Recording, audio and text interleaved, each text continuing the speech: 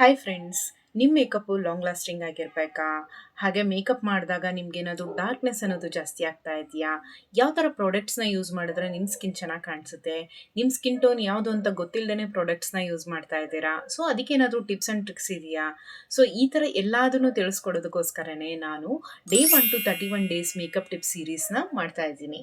So ಈ makeup tip ಸೀರೀಸಲ್ಲಿ ನಿಮಗೆ ಈ ಥರ ಎಲ್ಲ ಮಾಹಿತಿಗಳನ್ನು ನಾನು ಕೊಡ್ತಾ ಹೋಗ್ತೀನಿ. ಸೊ ಇವತ್ತು ಡೇ 1 ಆಗಿದೆ. So welcome to my channel Varsha natural glow. ನನ್ನ ಹೆಸರು Varsha, your skin care partner.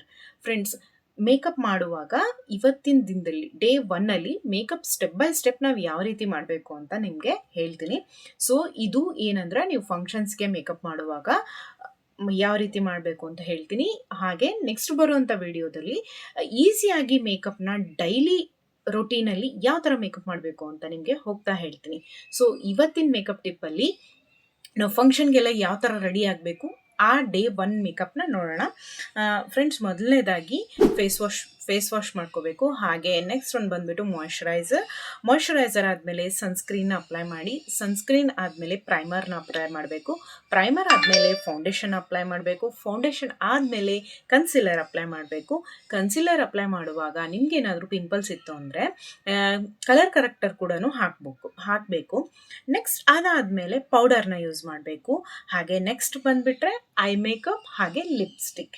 Day 1ಅಲ್ಲಿ ಮೇಕಪ್ನ ಸ್ಟೆಪ್ ಬೈ ಸ್ಟೆಪ್ ಹೇಗೆ ಮಾಡಬೇಕು ಅಂತ ನಾನು ನಿಮ್ಗೆ ಹೇಳಿದ್ದೀನಿ. ಸೊ ನೆಕ್ಸ್ಟ್ ವಿಡಿಯೋದಲ್ಲಿ ಯಾವ ಟಿಪ್ ಇರುತ್ತೆ ಅಂತ ನೀವು ನೋಡಬೇಕು ಅಂದರೆ ಚಾನಲ್ನ ಸಬ್ಸ್ಕ್ರೈಬ್ ಮಾಡ್ಕೊಳ್ಳಿ, ಲೈಕ್ ಮಾಡಿ, ಶೇರ್ ಮಾಡಿ.